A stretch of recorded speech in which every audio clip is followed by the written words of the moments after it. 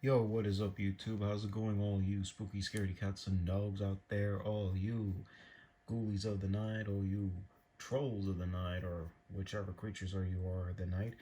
Sparky Marky Mark here, back to do a review for Halloween 5, The Revenge of Michael Myers.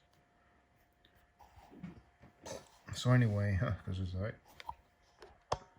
So Halloween 5 picks up where Halloween 4 left off. Of course, if anybody's seen the ending, you already know it.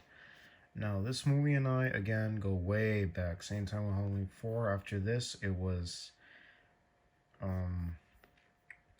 afterwards, we saw Halloween 4, and then we see Halloween 5, and the next thing you know, we see the whole qualm surrounding the story at the beginning. And anybody notices it has some love and hate, but of course, at the same time, it has some love to it. And it has a little bit of European, because European in the movie, because again, it was directed by French Netherlands filmmaker Dominique Authen Gerard, of course. And in the interview, of course, you're gonna see and hear that Dominique said, "We are very close to the formula of Halloween 1. Suspense, hard, at the same time not too hard, and other things." And of course, even the production designer or the cinematographer at that point didn't see any of the Halloween films. When he realized he was going to be shooting Halloween 5, he better whip out and see Halloweens 1, 2, and 4, because Dominique wanted a sense of French, European in the movie. And of course, here's the... I'm going to scroll back. Here's the Blu-ray.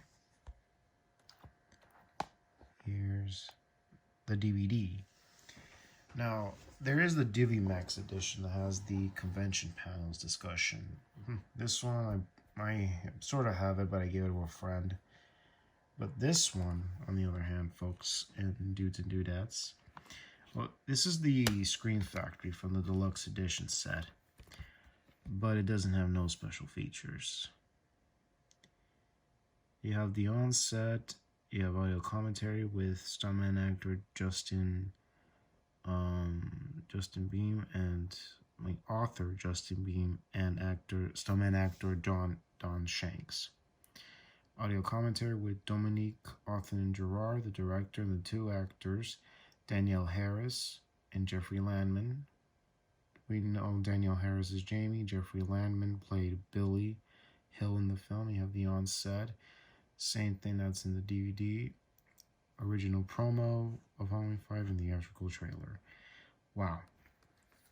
But in the deluxe edition, again, there's a very in-depth special feature. Nate, it's called Dead Man's Party, The Making of Halloween 5. So yeah, wow. So you see the back of this cover, it's crazy but cool. Very, very cool, isn't it? And of course, you have the features, and you have the final girl.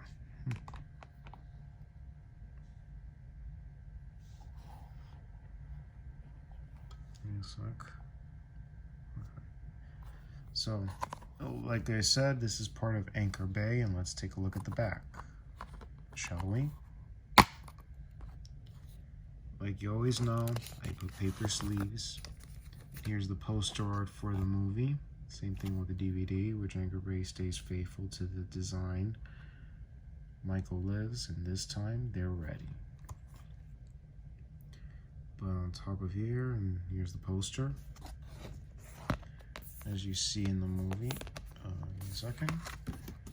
Here's where you see an unmasked Michael in there.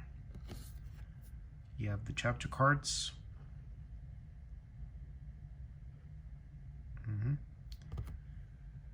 And let's take a look at the back. Pause it carefully, boys and girls.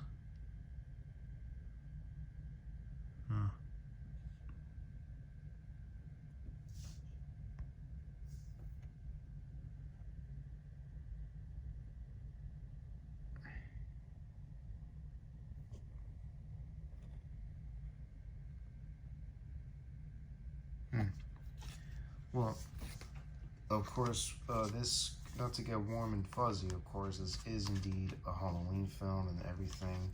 Donald Pleasance comes back as Dr. Sam Loomis, or just Dr. Loomis, and Bostar comes back as Sheriff Meeker, and then you have two newcomers.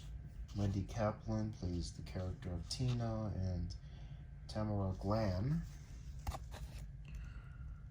plays Samantha, Tina's friend. And of course, and such, revealing this villain is the uncle, which we already noticed in 4. And of course, after the ending of Halloween 4, the Shape gets blasted by state police and falls into a deep, dark mine shaft. There's no way Michael couldn't survive, right? And there was an original opening, which is a few minutes, but never shown in the final film. But you can see it in the documentary. The Inside Halloween 5, of course. And it shows rare behind-the-scenes footage, a cut scene, interviews with Mustafa Akkad, cinematographer Rob Daper, actor Don Shanks, stuntman actor, and everyone, well, a few people are in it. And you have archival footage with Dominique. I don't even know where he's at these days. He's not even in the new documentary. Ah, yes. Let's see what kind of things he's got, all right? You have the scythe. Oh, wrong poster. And you have the knife that you're going to see here, and this is going to be the final showdown that takes place at his childhood home. And here it is. Tell me something, folks. You ever see anything like that?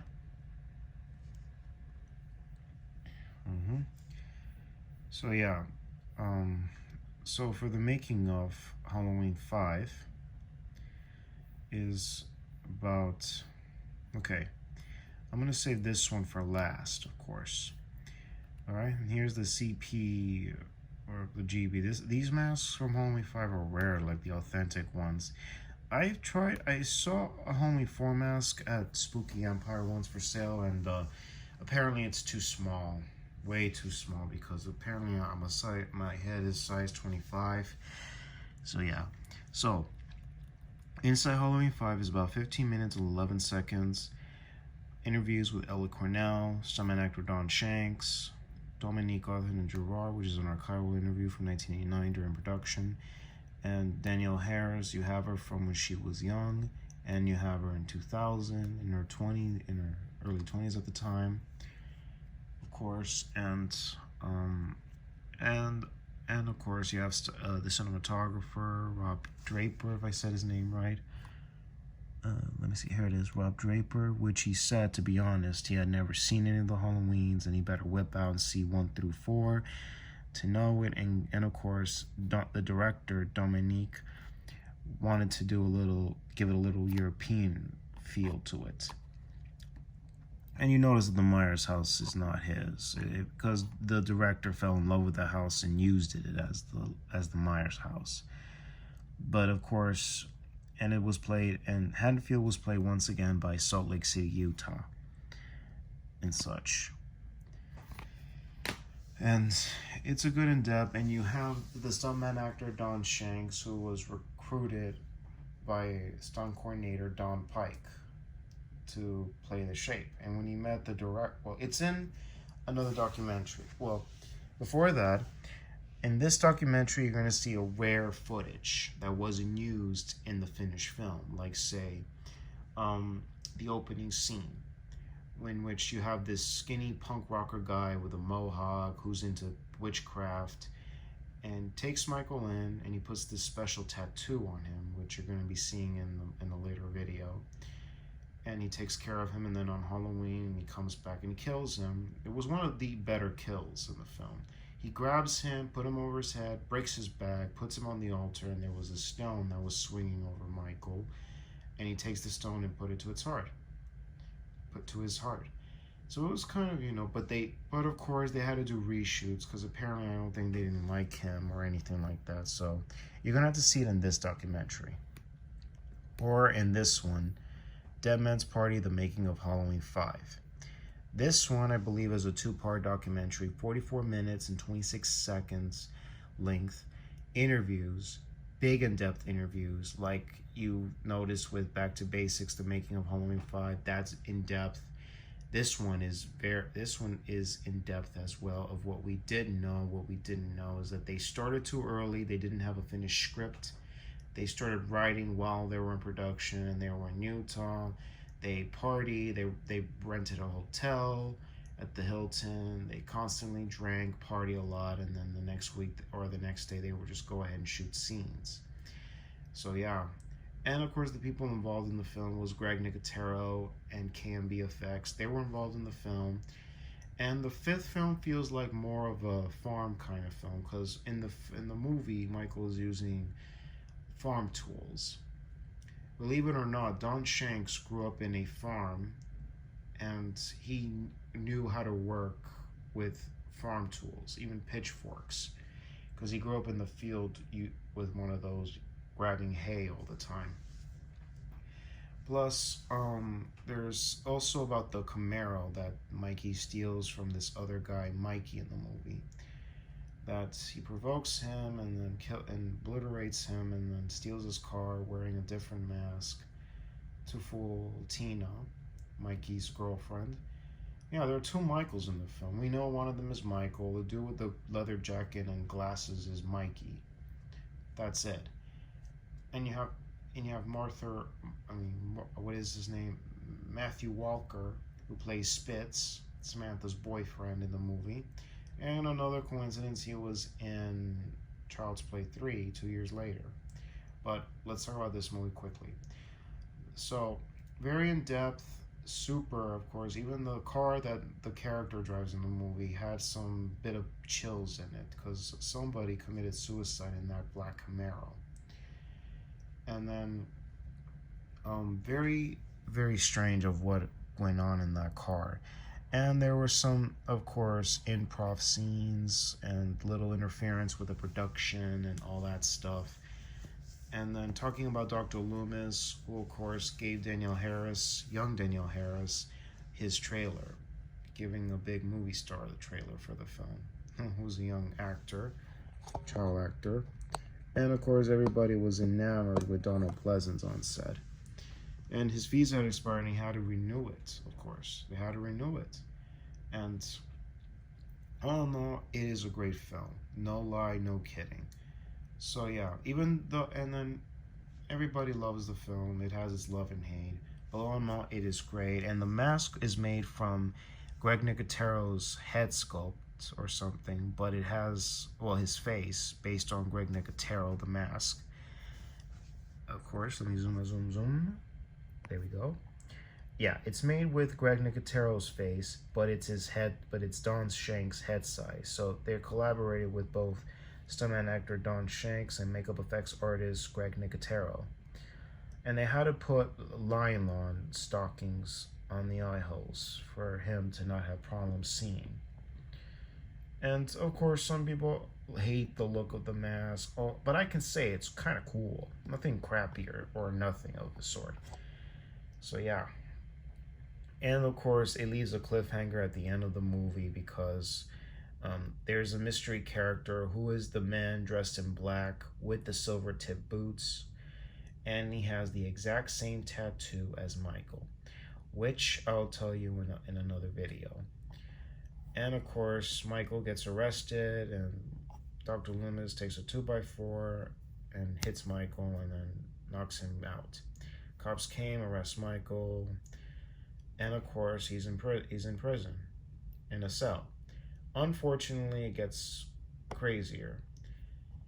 Then the mystery character, the man in black, who is with the silver tip boots, goes to the police station, breaks Michael out, and of course, Jamie is in the station with all the dead cops, and then it leaves a cliffhanger. Where's Michael?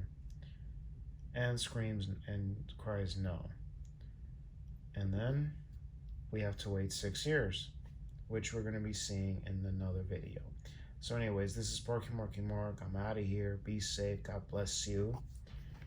And beware of the Booger Man. I'm out of here, y'all.